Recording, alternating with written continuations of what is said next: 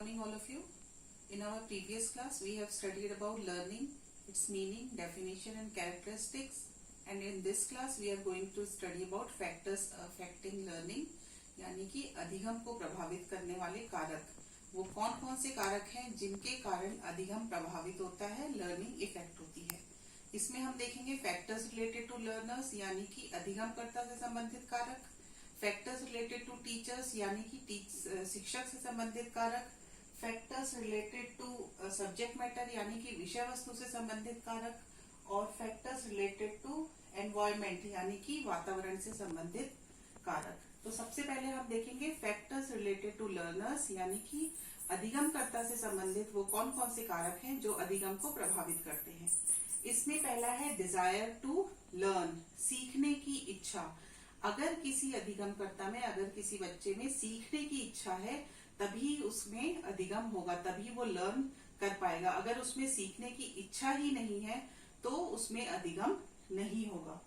दूसरा है maturity level यानी कि परिपक्वता का स्तर, कि जो हम कंटेंट बच्चों को पढ़ाने जा रहे हैं उसको ग्रहण करने के लिए उसमें मैच्योरिटी लेवल कितनी है, परिपक्वता कितनी है। बच्चों के मैच्योरिटी लेवल के हिसाब से अगर हम उन्हें कंटेंट डिलीवर करेंगे तो वहां पे जो लर्निंग होगी, अधिगम होगी, वो ज्यादा प्रभावी होगी। इसीलिए हम क्या करते हैं, जो बच्चे जब छोटे होते हैं, परिपक्व नहीं होते हैं, तो उन्हें इजी कंटेंट डिलीवर करते हैं और उनकी मैच्योरिटी लेवल जैसे जैसे बढ़ते जाती है हम कंटेंट का डिफिकल्टी लेवल जो है वो बढ़ाते जाते हैं। फिर है फिजिकल हेल्थ एंड कैपेसिटी। बच्चों की फिजिकल हेल्थ कैसी है, फिजिकल हेल्थ और कैपेसिटी यानी कि शारीरिक स्वास्थ्य एवं क्षमता कितनी है। अगर उसके अनुसार उनकी लर्निंग हो रही है, उन्हें कंटेंट दिया जा रहा है तो उनकी लर्निंग अच्छी होगी। अगर शारीरिक स्वास्थ्य ठीक नहीं है तो बच्चे का कक्षा में मन नहीं लगेगा, पढ़ाई में मन नहीं लगेगा और वहां पे लर्निंग इफेक्ट होगी। फिर है मेंटल हेल्थ एंड कैपेसिटी, मानसिक क्षमता एवं स्वास्थ्य। अगर किसी का मानसिक स्वास्थ्य अच्छा है, मेंटल हेल्थ जो है वो अच्छा है, कैपेसिटी अच्छी है, तो वहां पे लर्निंग अच्छी होगी। अगर कोई मेंटली डिस्टर्ब्ड है, किसी से लड़ाई हो गई, फ्रेंड से या परिवार में किसी से लड़ाई हो गई है, तो जो कंटेंट पढ़ाया जा रहा है कक्षा में वहां पे उसका ध्यान नहीं रहेगा। उसके दिमाग में अगर कुछ और ही चल रहा है तो अगर आप सिंपल से सिंपल या इंटरेस्टिंग से इंटरेस्टिंग भी कंटेंट अगर आप उसके सामने डिलीवर करेंगे तो वो उस चीज को सीख नहीं पाएगा। फिर है इंटेलिजेंस यानी कि बुद्धि स्तर, इंटेलिजेंस लेवल। इंटेलिजेंस लेवल जो है वो हर बच्चे का अलग अलग होता है। हर बच्चे की जो बुद्धि होती है वो अलग अलग रहती है। तो अगर कोई बच्चा जो है वो हाईली इंटेलिजेंट है, इंटेलिजेंस लेवल उसका हाई है, तो उसकी लर्निंग ज्यादा जल्दी होगी और ज्यादा समय तक रहेगी। और अगर इंटेलिजेंस लेवल लो है तो उसको कोई भी चीज को सीखने में टाइम लगेगा। नेक्स्ट है एटीट्यूड ऑफ लर्नर्स यानी कि शिक्षार्थियों का दृष्टिकोण। अगर शिक्षार्थी का पढ़ाई के प्रति या कुछ भी चीज सीखने के प्रति सकारात्मक दृष्टिकोण है, अगर वो उसको वाकई में सीखना चाहता है तभी लर्निंग होगी। अगर उसका दृष्टिकोण सही नहीं है, वो पढ़ना ही नहीं चाहता, कोई चीज सीखना ही नहीं चाहता है, तो फिर वहां पे लर्निंग नहीं होगी। देन नेक्स्ट इज मोटिवेशन यानी कि प्रेरणा, या फिर हम इसे अभिप्रेरणा भी कहते हैं। मोटिवेशन का भी लर्निंग में, अधिगम में बहुत महत्वपूर्ण रोल रहता है। अगर कोई टीचर या पेरेंट्स बार बार बच्चे को कोई चीज को सीखने के लिए मोटिवेट करेंगे, उसको कोई रिवॉर्ड मिलेगा, तो फिर उसमें जो लर्निंग है वो ज्यादा होगी। अगर बच्चे को हम मोटिवेशन नहीं देते हैं या कम देते हैं तो वहां पे लर्निंग जो है वो थोड़ी सी स्लो हो जाती है।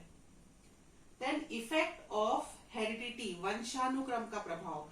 वंशानुक्रम यानी कि वंशानुक्रम वो क्वालिटीज होती है जो हमें माता पिता से या दादा दादी से मिलती है। तो वंशानुक्रम का प्रभाव भी अधिगम पे बहुत पड़ता है।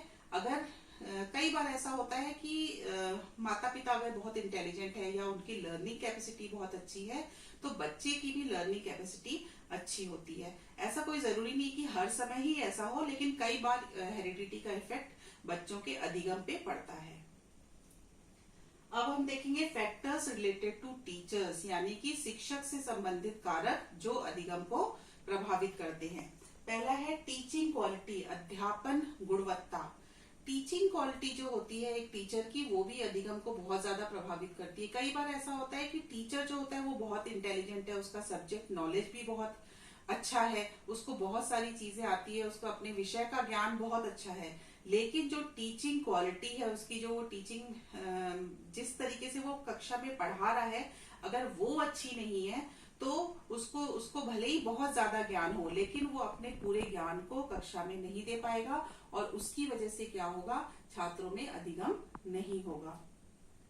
फिर है नॉलेज ऑफ सब्जेक्ट, विषय का ज्ञान। शिक्षक को जो विषय का ज्ञान होता है, जब तक शिक्षक को अपने विषय का पूर्ण ज्ञान नहीं होगा, वो बच्चों को भी पूर्ण ज्ञान नहीं दे पाएगा। अगर शिक्षक को अपने विषय का पूर्ण ज्ञान है तो वो बच्चों की सारी जो क्वेश्चंस हैं, सारे डाउट्स हैं, क्लियर कर पाएगा और अधिगम अच्छी होगी। देन विलिंगनेस ऑफ टीचर, शिक्षक की सम्मति। टीचर को बहुत ज्यादा ज्ञान है और वो उसकी टीचिंग क्वालिटी भी बहुत अच्छी है, मगर वो कक्षा में पढ़ाना ही नहीं चाहता है, किसी सवाल का उत्तर देना ही नहीं चाहता है, कुछ समझाना ही नहीं चाहता है, तो वहां पे भी जो लर्निंग है स्टूडेंट्स की वो इफेक्ट होगी, क्योंकि वो फिर अपना, अगर वो विलिंग नहीं है कोई टीचर पढ़ाने के लिए, तो वो अपना 100% नहीं दे पाएगा और वहां पे टीचिंग इफेक्ट होगी। Then knowledge of educational psychology, शिक्षा मनोविज्ञान का ज्ञान। शिक्षा मनोविज्ञान का ज्ञान एक टीचर के लिए बहुत जरूरी है, इसीलिए जो बीएड जो करते हैं स्टूडेंट्स, उनमें एक विषय रहता है शैक्षिक मनोविज्ञान, क्योंकि जब तक एक टीचर को बच्चों के मनोविज्ञान का ज्ञान नहीं होगा कि उसे किस तरीके से पढ़ाना चाहिए, किस तरीके से पढ़ाने से लर्निंग अच्छी होगी, किस लेवल के बच्चों को किस तरीके से पढ़ाया जाता है, तब तक वो शिक्षक अच्छे से बच्चों को शिक्षा नहीं दे पाएगा और उससे जो अधिगम है वो प्रभावित होगा। इसलिए शिक्षा मनोविज्ञान का ज्ञान एक शिक्षक के लिए बहुत आवश्यक है। फिर है पर्सनालिटी ऑफ टीचर्स। पर्सनालिटी जो होती है, शिक्षक का जो व्यक्तित्व है वो भी बच्चों को, अधिगम को बहुत प्रभावित करता है, क्योंकि जो शिक्षक की जो पर्सनालिटी होती है उससे जो छात्र होते हैं वो अट्रैक्ट होते हैं, प्रभावित होते हैं, और अगर कोई छात्र शिक्षक की पर्सनालिटी से अट्रैक्टिव है, प्रभावित है, तो वो उसकी कक्षा में अधिक ध्यान देता है, और अधिक ध्यान देगा तो वहां लर्निंग ऑटोमेटिकली अच्छी होगी।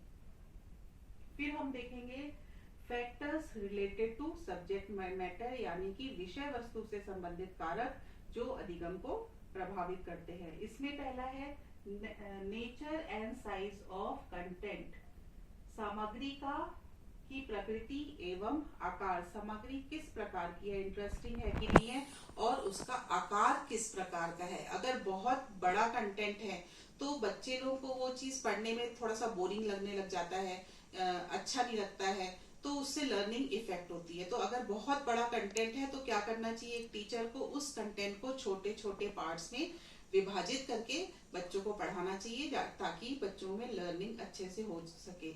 बहुत ज्यादा लंबा कंटेंट होने से बच्चे फिर पढ़ाई में थोड़ी देर बाद इंटरेस्ट खो देते हैं, जिससे अधिगम प्रभावित होता है। दूसरा है यूटिलिटी ऑफ कंटेंट, यानी कि सामग्री की उपयोगिता। कोई भी चीज हम तब सीखते हैं जब उस चीज को सीखने के लिए हमें वो हमारे लिए उपयोगी हो, वो हमारे लिए उसकी यूटिलिटी हो हमारे लिए।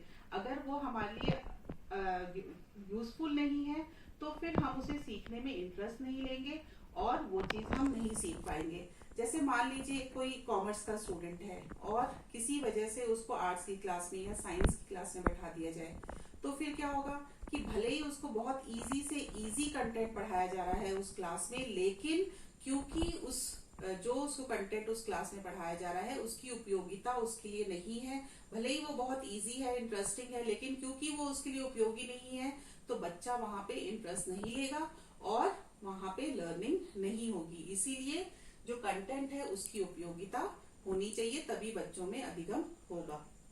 Then language and style. Language and style, जो कंटेंट का लैंग्वेज एंड स्टाइल है और जो टीचर जो पढ़ा रहा है उसका लैंग्वेज एंड स्टाइल है, वो जो है वो इंटरेस्टिंग होना चाहिए और इजी टू अंडरस्टैंड होना चाहिए। अगर आप सिंपल लैंग्वेज का टीचर यूज करेगा या फिर बुक में जो लैंग्वेज लिखी है वो सिंपल होगी, तो वहां पे बच्चों को थोड़ा सा इंटरेस्ट आएगा पढ़ने में। अगर डिफिकल्ट लैंग्वेज का यूज करेंगे तो वहां पे बच्चे लोग अपना इंटरेस्ट खो देंगे और फिर वो अधिगम को प्रभावित करेगा। फिर है इंटरेस्टिंग कंटेंट, रुचिकर सामग्री। अगर कोई चीज इंटरेस्टिंग रहती है तो हमको उसको आगे पढ़ने में या समझने में इंटरेस्ट आता है। अगर कोई चीज इंटरेस्टिंग नहीं है, बोरिंग है, तो हम उसको पढ़ने में थोड़ा सा हिचकिचाते हैं। तो इसी तरीके से अगर कोई कंटेंट है वो बहुत इंटरेस्टिंग है तो बच्चे उसमें इंटरेस्ट लेंगे और वहां पे अधिगम होगा। लेकिन अगर वो इंटरेस्टिंग नहीं है तो बच्चे उसको पढ़ने में रुचि नहीं लेंगे और लर्निंग नहीं होगी। इसीलिए एक शिक्षक को चाहिए कि वो अपने कंटेंट को कक्षा में इस तरीके से डिलीवर करे, इस तरीके से पढ़ाए ताकि जो उसका कंटेंट है वो इंटरेस्टिंग हो जाए। और अगर वो एक टीचर अपने कंटेंट को इंटरेस्टिंग बनाने में सक्सेसफुल होता है तो वहां पे लर्निंग अच्छी होगी। देन ऑर्गेनाइजेशन ऑफ कंटेंट, सामग्री का संगठन किस प्रकार का है। इजी टू डिफिकल्ट होना चाहिए और प्रीवियस नॉलेज पे बेस्ड होना चाहिए। जो कंटेंट है वो एक दूसरे से लिंक्ड होना चाहिए। अगर इस तरीके से अगर कोई कंटेंट डिलीवर किया जाएगा बच्चों के सामने तो लर्निंग इफेक्टिव होगी, नहीं तो लर्निंग इफेक्टिव नहीं होगी। अब हम देखेंगे फैक्टर्स रिलेटेड टू एनवायरमेंट, वातावरण से संबंधित कारक जो अधिगम को प्रभावित करते हैं। इसमें पहला है होम एनवायरमेंट, घर का वातावरण। घर का वातावरण अगर मोटिवेटिंग है, शांत है और बच्चे को सारी फैसिलिटीज मिल रही हैं तो वहां पे लर्निंग जो है वो इफेक्टिव होगी। पेरेंट्स अगर बार बार बच्चों को मोटिवेट करते हैं पढ़ने के लिए, कोई चीज को सीखने के लिए, तो इफेक्ट लर्निंग बच्चे लोग कुछ ना कुछ सीखेंगे और लर्निंग इफेक्टिव होगी। लेकिन अगर घर का वातावरण वैसा नहीं है तो वो एडवर्सली इफेक्ट करेगा। Then physical environment of the class, कक्षा का भौतिक वातावरण। कक्षा का भौतिक वातावरण मतलब बैठने की व्यवस्था, हवा की व्यवस्था, प्रॉपर वेंटिलेशन होना चाहिए, प्रॉपर सिटिंग अरेंजमेंट्स होना चाहिए, प्रॉपर लाइटिंग अरेंजमेंट्स होना चाहिए। क्योंकि अगर बैठने की अरेंजमेंट ठीक से नहीं है, बच्चा ठीक से बैठा नहीं है, बहुत गर्मी लग रही है, अंधेरा है कमरे में, प्रॉपर एनवायरनमेंट नहीं है, तो बच्चे का पढ़ाई में मन नहीं लगेगा और लर्निंग इफेक्ट होगी। फिर है सोशल एंड कल्चरल एनवायरनमेंट, वो सोसाइटी जिसमें वो रहता है, घर या स्कूल का जो एनवायरनमेंट है वो लर्निंग के अनुकूल होना चाहिए। जैसा कि मैंने होम एनवायरनमेंट में बताया, घर का वातावरण होना चाहिए, शांत होना चाहिए, मोटिवेटिंग होना चाहिए, वैसे ही सोसाइटी का भी वातावरण मोटिवेटिंग होना चाहिए जो बच्चों को बार बार सीखने के लिए मोटिवेट करे। देन नेबरहुड, आस पड़ोस भी सोसाइटी में आ जाता है। तो आस पड़ोस में भी अगर अच्छे लोग हैं, पढ़े लिखे लोग हैं, बच्चे को मोटिवेट करते हैं, लर्निंग इफेक्ट होगी। और अगर आस पड़ोस का माहौल वैसा नहीं है तो बच्चों की लर्निंग एडवर्सली इफेक्ट होगी। अब हम देखेंगे फैक्टर्स रिलेटेड टू टीचिंग, शिक्षण से संबंधित कारक जो अधिगम को प्रभावित करते हैं। इसमें पहला है इफेक्ट ऑफ टीचिंग मेथड, अध्यापन विधि का प्रभाव। किस प्रकार की अध्यापन विधि एक शिक्षक कक्षा में यूज कर रहा है। शिक्षक जो टीचिंग मेथड्स होते हैं वो सब्जेक्ट वाइज, सब सब्जेक्ट के अलग अलग टीचिंग मेथड्स होते हैं, कंटेंट के हिसाब से टीचिंग मेथड्स अलग अलग होते हैं। तो एक टीचर को ये पता होना चाहिए कि जो कंटेंट वो पढ़ा रहा है उसको पढ़ाने के लिए, उसको डिलीवर करने के लिए कौन सा टीचिंग मेथड ज्यादा इफेक्टिव रहेगा। अगर आप इंटरेस्टिंग और जो उसके कंटेंट के अनुकूल टीचिंग मेथड एक टीचर क्लास में यूज करता है तो वहां पे लर्निंग अच्छी होगी।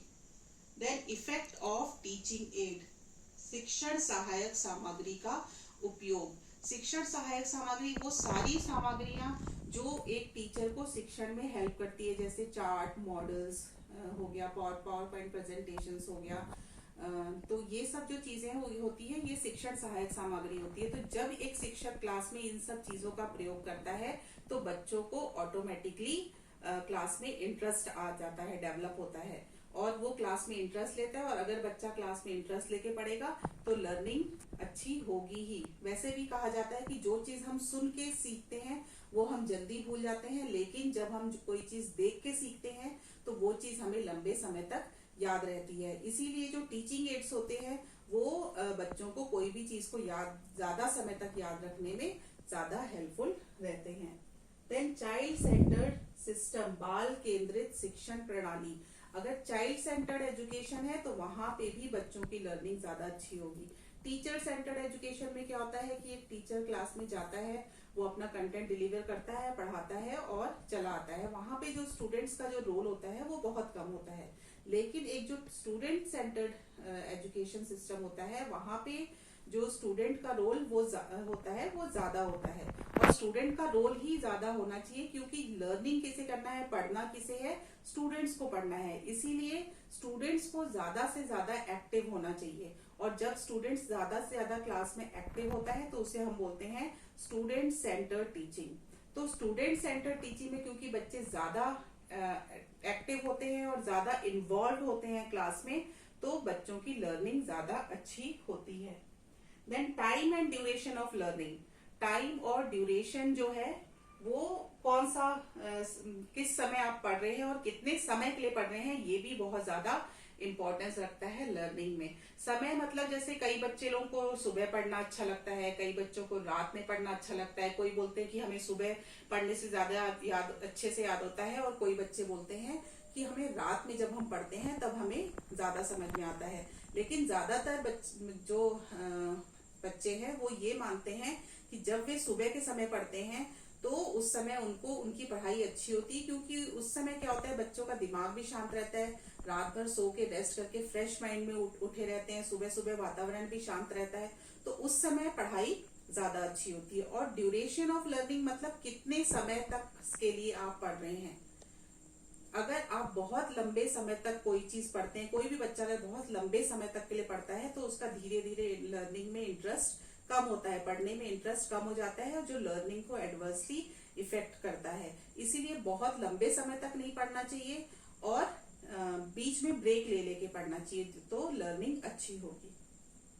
तो आज की क्लास में हमने पढ़ा फैक्टर्स अफेक्टिंग लर्निंग, यानी कि अधिगम को प्रभावित करने वाले कारक, जिसमें हमने देखा factors related to learners, factors related to teachers, factor related to subject matter, factor related to environment and factor related to